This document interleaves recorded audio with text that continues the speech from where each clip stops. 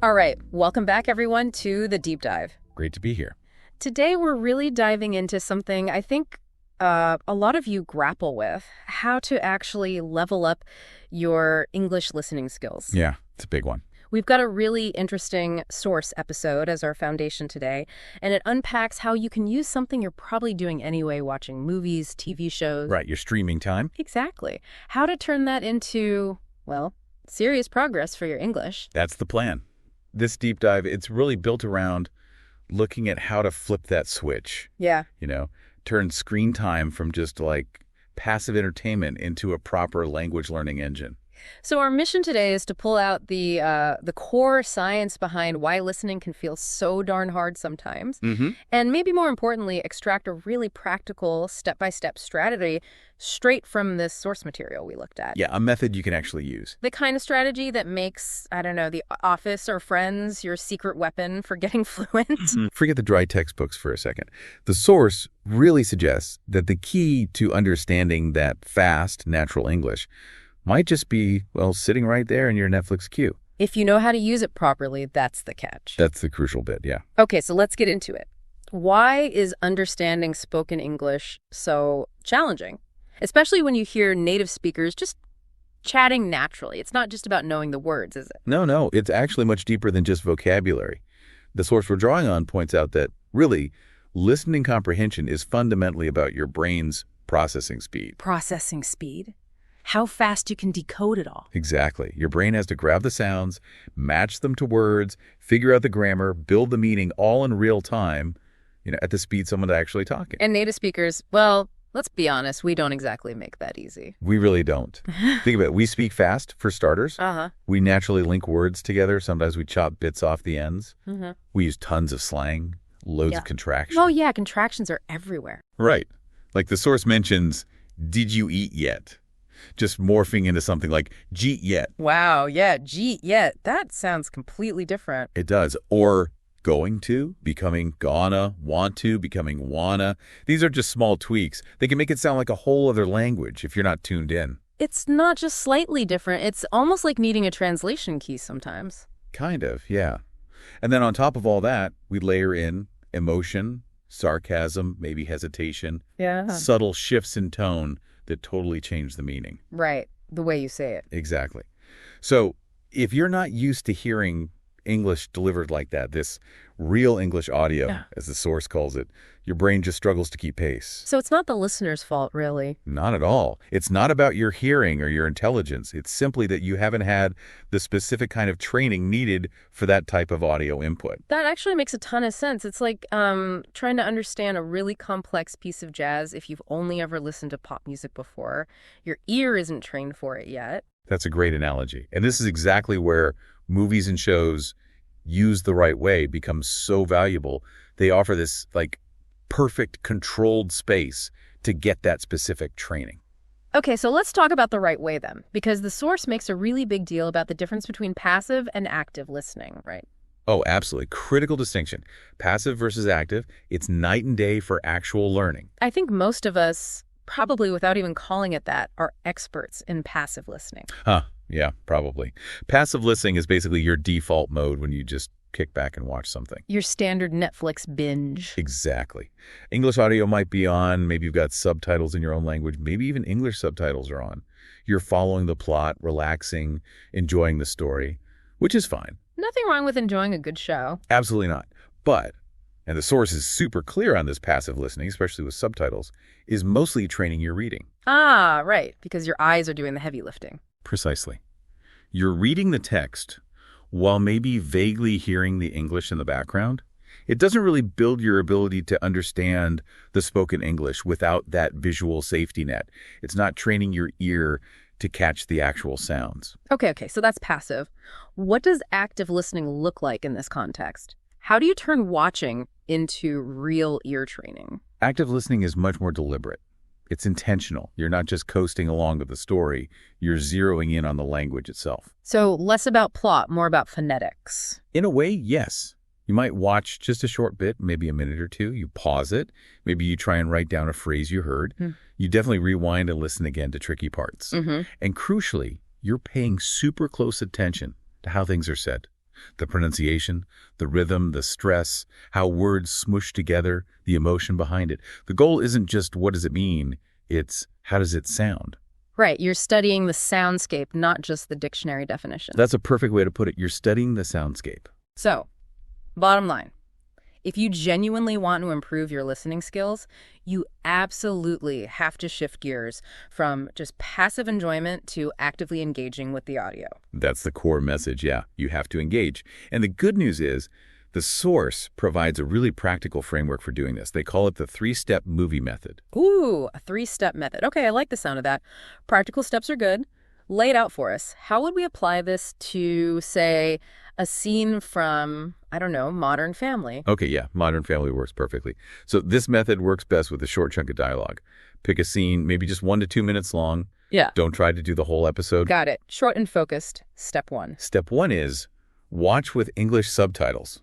So you take your chosen short scene, play it through one time with the English subtitles turned on. Okay. As you watch, keep an eye out for any new words, cool phrases, expressions you don't know. Pause if you need to read them properly, look them up maybe. Then watch that exact same scene again, maybe 1 or 2 more times, still with the English subtitles on. Okay, so the goal here is basically just get the basic meaning down, understand what's being said and what's happening. Exactly that. Understand the context. Figure out what the new language means in that context. You're basically building your comprehension foundation for this specific little piece of audio before you take the stabilizers off. Okay, that seems manageable. Getting the groundwork laid. What's step 2 then? The scary one. Maybe a little. Step 2 is listen without subtitles. This is where the real ear training kicks in. You play that identical scene, again, the one you now understand, but this time, subtitles off. Whoa, okay. Turning them off completely. Yeah, that does feel a bit like jumping in the deep end after relying on them. It can feel like that at first, definitely, but it's absolutely essential because now your brain has to rely solely on the audio input. There's no visual cheat sheet. So what should you be doing while listening without them? Just hoping for the best. No, you focus intensely. Listen for the overall flow, the rhythm. Try to catch specific words or phrases you remember recognizing from step 1.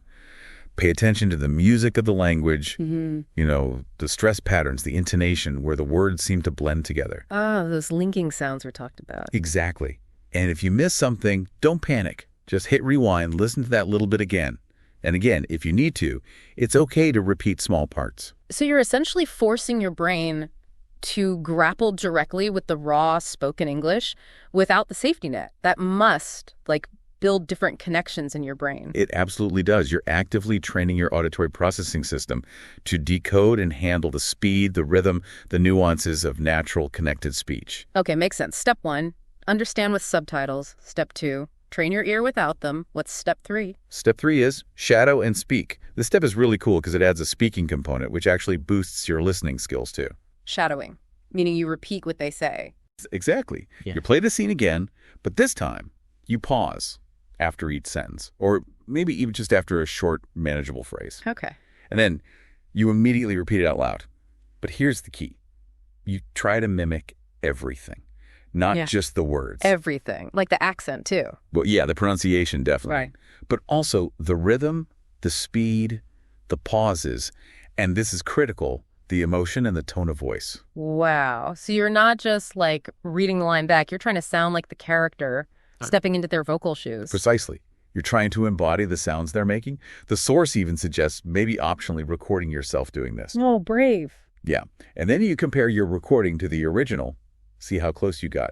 It feels weird at first, maybe, but this step builds muscle memory in your mouth and your vocal cords. And it directly links the sounds you're hearing to the physical act of producing them, which powerfully reinforces the listening process itself. That makes total sense. If you can physically make the sound accurately, you're way more likely to recognize it when someone else makes it. So, step 1, understand. Step 2, listen. Step 3, mimic. You got it. And the source really hammers home doing this with just one short scene every day, not trying to do a whole movie. Yes, absolutely.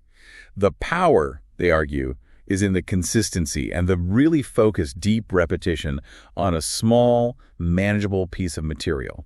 Doing 1 or 2 minutes like this every single day is way, way more effective than passively watching hours of TV with subtitles on. Right. Quality over quantity. Exactly. The source suggests this kind of focused daily practice basically guarantees progress because you're consistently building those skills and training your brain little by little, day by day. That feels much more achievable, actually. Less daunting than thinking you have to actively study an entire film. Now, thinking about what to watch, is it true that some shows are just better suited for this method than others? Oh, definitely. The source strongly suggests being a bit strategic about what you choose to work with, especially when you're just starting out with this active method. Okay, so what should we look for? Ideally, you want shows that have pretty clear dialogue. Shows where the characters have conversations that sound, reasonably like real everyday chat. Not like super fast sci-fi jargon or something? Probably not ideal to start with, no. Daily life situations are often the best bet because the vocabulary is practical, stuff you might actually use. And, at least initially, a slightly slower pace of speech can be helpful just while you're getting the hang of the technique. Okay, that makes sense. What kind of specific examples did the source mention? Any recommendations? Yeah, they give a few good ones. Friends came up, of course. It's such a classic. For a reason, the dialogue is generally clear. It's packed with common daily expressions. Yeah, everyone knows Friends. Right. Modern Family was another one they highlighted. Great for everyday family interactions, kind of relatable situations. Plus, it's funny and usually quite easy to follow the conversations. Okay, those seem like solid starting points. Anything maybe a little different? Well, they mentioned The Office. Great for that kind of situational humor. Understanding sarcasm, which is a big part of English. Oh, yeah. Sarcasm is tricky. Definitely. And you get some office-related language, too. Yeah. Even though it's fiction, the conversations often feel grounded. They also pointed to shows like Stranger Things. Oh, interesting. Bit more dramatic. Yeah, more plot-driven, more emotional language maybe. It could have a bit more slang depending on which characters are talking, so maybe slightly more challenging, but engaging. And what about something faster? Brooklyn Nine-Nine got a mention. It's known for being really fast-paced and witty, absolutely crammed with useful, funny phrases. But maybe that's one to tackle once you feel pretty comfortable with the three-step method, because the speed is definitely higher. Okay, so maybe work your way up. Start with something like Friends or Modern Family, get the method down, then try the rapid-fire jokes in Brooklyn Nine-Nine. Sounds like a sensible strategy. Oh. And the source also threw in the crown. Ah, for different flavor. Exactly. If you're interested in more formal language or specifically British English, that's a great example. It just shows there's variety out there depending on your goals. Good point. And they also made the point that while movies absolutely work for this method, TV series can often be better. Why is that? Because you get repeated exposure to the same characters, the same voices, the same speaking styles over multiple episodes. That familiarity really helps train your ear to pick up their specific patterns. Ah, that makes sense. Your brain gets used to those particular voices. Mm. Okay, so we know how to watch actively with the three-step method, and we have some ideas on what kind of shows to pick. What about the specifics? What are the actual linguistic things we should be actively listening for when we're doing, say, step 2, listening without subtitles? Right, this is super important for really tuning your ear to native speech. The source highlighted several key elements that make spoken English sound the way it does. First up, contractions. We mentioned gonna and wanna. Mm-hmm. Are there others we should really listen for? Beyond just the basics like I'm or you're. Oh yeah, think about how going to becomes gonna, want to becomes wanna. But also those trickier modal verb contractions like could have, would have, should have. Native speakers almost always squash those down. Right, into Coulda, woulda, shoulda. You hear it constantly. I shoulda called, he woulda helped. Ah, okay. Coulda, woulda, shoulda. Got it. These aren't just like lazy mistakes. They're fundamental features of natural spoken English. And if you're listening specifically for the full could have, but all you hear is coulda, your brain just hits a wall, doesn't it? It can't match the sound. Exactly. It causes a processing glitch. Another massive thing to listen for is linking sounds. This is all about how the end of one word sort of flows or crashes right into the beginning of the next word. Like your example earlier, did you eat yet? Becoming Jeet yet? Is that linking? That involves linking, yeah, and reduction. Mm-hmm. Another classic example the source used was, what are you doing? Which sounds like. Often sounds like, what you doing? Or maybe, what are you doing? Yeah. The individual words lose their clear separation. Okay, what ya doing? Or another one they mentioned. Give it to me. Very common phrase. But how does it often sound? Give it to me. Exactly. Give it to me. The T sounds change. Words blend. Your ear has to learn to recognize these fused units of sound, not just isolated words. That is a major light bulb moment, I think, for understanding why spoken English can sound so incredibly different from how it looks written down. It's absolutely huge. Then beyond sounds, you need to tune your ear to emotion and tone. How the meaning changes based on how it's said. Precisely. Is the person whispering, shouting? Are they being sarcastic? Do they sound genuinely happy or angry or sad? All that information is carried in the audio, in the intonation, the pitch, the volume. It completely changes the intended meaning, and text alone just can't capture that richness. You have to hear the sarcasm. You can't just read it, usually. Right. And finally, a really important one. Actively listen for those everyday, natural expressions and idioms. The stuff native speakers sprinkle in all the time. Yes. The source gave some great examples. Things like, no way. You hear that constantly. Meaning surprise or disbelief. Yeah. Or come on, which can mean so many things depending on the tone, like hurry up, or I don't believe you, or stop being difficult. Tone is everything with come on. Totally. Or you got to be kidding me. Just strong disbelief. Or a phrase like, I'm not buying that. Which doesn't mean you're not purchasing something. Right. It means I don't believe you. That story sounds fishy. I'm not buying that. These phrases are the lifeblood of fluent, natural conversation. So actively listening for them, noting how they're used in context, understanding their real meaning, that's vital. They really are the color and the texture of the language, aren't they? Not just the building blocks. Beautifully put. Okay, so actively listening for contractions, linking sounds, tone, these everyday expressions, that's a lot to focus on. How do we make sure all this focus effort actually sticks? How does it translate into, lasting knowledge? Yeah, good question. Because just noticing isn't enough. Retention comes from recording and then reviewing what you notice. The source is a big advocate for keeping a dedicated vocabulary journal or notebook, specifically for the things you learn using this movie TV method. Like physically writing it down. Or could it be digital? Whichever works best for you, really. Yeah. A physical notebook, a notes app on your phone, a spreadsheet. The key isn't the format, it's the structure of what you record. Okay, so what structure does the source recommend? They suggest 4 key pieces of information for each entry. First, obviously, the word or phrase itself that you picked out. Got it. Second, its meaning, maybe in simple terms or with a synonym.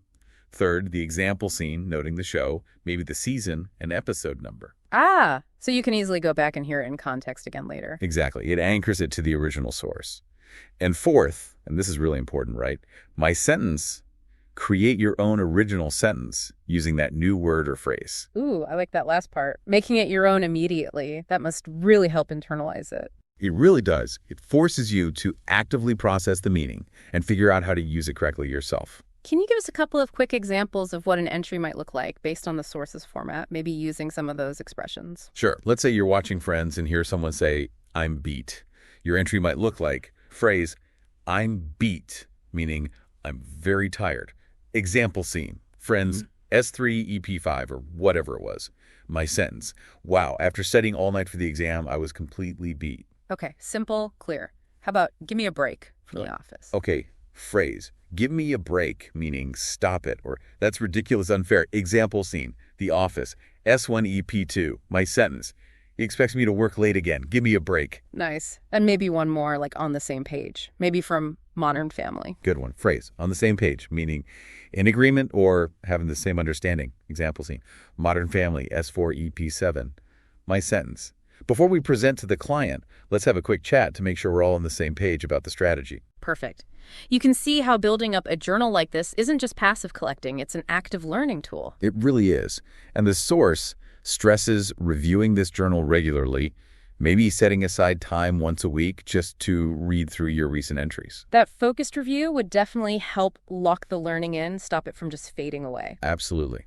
And speaking of review and locking things in, the source also talks about structuring the repetition of the scenes themselves over time, not just the vocabulary. Right. Beyond just doing one scene per day. How does that work? Yeah. They suggested a simple weekly cycle to really hammer home the learning from those short scenes. Yeah. It uses the principle of spaced repetition. Okay, so what might a week look like? Something like this. On day 1, you pick scene 1 and do the full 3-step method. Subtitles, no subtitles, shadow. Takes maybe 10, 15 minutes. Right. On day 2, you start by doing a quick review of scene 1. All right. Maybe just listen without subtitles once or shadow a few key lines.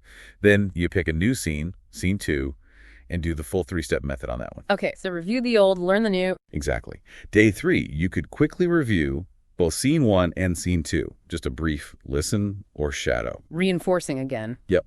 Then days 4 and 5, maybe you introduce scene 3 using the full method while still doing very quick reviews of scenes 1 and 2 if you have time. And the weekend. The weekend could be a great time to just review all 3 scenes you worked on during the week. Maybe listen to them all back-to-back without subtitles, or perhaps spend a bit longer shadowing your favorite lines from each. So you're constantly cycling back through the material you've already actively studied, but the review gets quicker each time. That prevents it from fading from memory. That's the idea, precisely. This kind of spaced repetition, focusing intensely on the same short, rich pieces of real-world audio, is incredibly powerful for embedding those sounds, rhythms, and phrases deep into your long-term memory. It really sharpens both your ear and your brain's processing speed for English. That sounds like a really smart, sustainable way to build up comprehension. Now, the source also offered a helpful perspective on subtitles, right? Not just on or off, but like a progression. They called it the Subtitles Ladder. Yes, the Subtitles Ladder. It's a really useful way to think about managing subtitles as you progress, rather than seeing it as an all-or-nothing thing. Okay, so what are the rungs on this ladder? Well, the first rung, step 1 on the ladder, is watching with subtitles in your native language while listening to the English audio. Okay, the default for many learners starting out. Right. It's comfortable, it's great for just following the plot and enjoying the show when you're less confident, but, as we discussed, it provides minimal listening practice for the English audio itself. Makes sense. A starting point for comfort, maybe, but not the main learning step. What's rung 2? Rung 2, or step 2 on the ladder, is what we focused heavily on with the 3-step method. Watching with English subtitles and English audio. Ah, the core learning phase. Exactly. This is where you're actively connecting the English sounds you hear to the written English words on the screen. You're building that crucial sound symbol recognition. This is where a lot of the active learning happens. Okay. And the top of the ladder, step 3. Step 3 is English audio only, no subtitles at all. This is the ultimate goal for building true, independent listening comprehension, where you're relying solely on your ear to understand. The deep end again? Kind of. Yeah. But the source makes a really important point here. Don't feel pressured to rush to step 3. Use the ladder strategically. Move up when you feel ready for the challenge. It's a process, not a race. That's actually really reassuring. It's not about ditching subtitles completely from day one, but about using them as a tool and gradually reducing reliance as your skills grow. Precisely. And they even make the point that, hey, even fluent native speakers use subtitles sometimes. Maybe the audio mix is bad, or there's a thick accent, or it's a complex documentary, or maybe you just want to relax and make sure you catch every word. Subtitles are a tool, not a crutch you have to abandon forever. Good perspective. Okay, this all sounds incredibly effective. The 3-step method, the journaling, the repetition cycle, the subtitles ladder. But let's talk about the elephant in the room, making it stick. How do we actually make this a consistent habit? It's easy to get excited, try it for a few days, and then life happens. Ah, yes. Consistency. The source definitely emphasizes that this is the real magic ingredient. More important than doing marathon sessions is just doing something consistently. Even just that 10-15 minutes a day? Absolutely. Even just 10 minutes a day, focused on one short scene using the 3-step method, is genuinely enough to see significant noticeable progress over time. The key is building it into your daily routine, making it automatic. Like brushing your teeth, you just do it. Ideally, yes. Yeah. Find a way to make it non-negotiable. Maybe link it to something you already do every day, perhaps right after breakfast or during your commute if you can listen in shadow or just before bed. Choosing shows you actually must help too, right? Motivation. Oh, massively. Choose shows you genuinely enjoy watching. If it feels like a total chore, you're much less likely to stick with it. The fun factor is crucial for building a sustainable habit. Yeah, don't pick a boring show just because someone said it has clear dialogue. Exactly. Find something you look forward to engaging with and try doing it at the same time or in the same place each day if you can. That helps create the habit loop in your brain. And remember that vocabulary journal we talked about? Yeah. Actually seeing the list of new words and phrases grow week by week. That provides tangible proof that you are making progress. And seeing progress is a huge motivator to keep going. That's a great point, tracking your wins. So it really boils down to integrating this active, focused learning into the entertainment you're probably already consuming anyway, making your streaming time work double duty. That's the essence of it. You're leveraging an activity you likely already enjoy, but layering on a specific strategic learning technique to get a valuable outcome from it. It's smart learning. So let's talk about that outcome. What's the ultimate payoff for putting in this consistent, active listening effort? What really happens in your brain and your experience of English when you start to genuinely handle this real English audio effectively? The source describes it almost like a kind of transformation. When you get truly comfortable understanding natural spoken English at speed, something amazing happens. You stop consciously translating in your head. Ah, the constant mental translation disappears. Yes. The English words and phrases, the patterns of sound, they become instantly recognizable units that carry meaning directly to your brain without that intermediate step. You actually start thinking in English more naturally. Wow. And because that comprehension barrier is significantly lowered, you start to feel genuinely more fluent and confident in actual conversations. You're not constantly struggling to keep up or asking people to repeat themselves. So it's not just about understanding the words in isolation. It's about grasping the flow, the feeling, the natural rhythm and music of the language as it's actually used. Precisely. This kind of deep, active listening connects you much more profoundly to the culture behind the language, too. You get the nuances, the humor, the emotion, the authentic reality of how English speakers communicate day to day. It unlocks a whole new level of connection and understanding. This has been incredibly insightful. This deep dive has really laid out such a compelling, practical case for turning what might seem like passive entertainment, our binge-watching habits, into genuinely powerful language learning tools. Yeah, the core message from the source is really clear.